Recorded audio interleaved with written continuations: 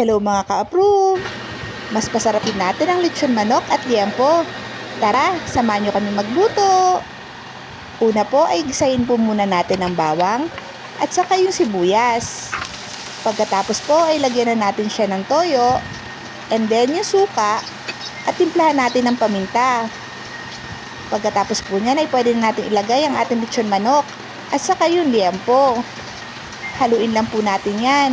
And then, lagyan po natin siya ng 1½ cup ng tubig at saka takpan natin. Papakuluan lang po natin siya. Pag kumulo na po, pwede natin lagyan ng dahong laurel. Tapos po, lagay na natin yung sarsa niya. Maglagay tayo ng 1 cup ng Mang Tomas. Haluin lang po natin yan.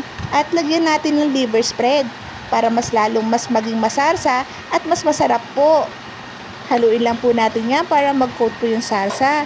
Tapos ilagay na po natin yung pamintang buo.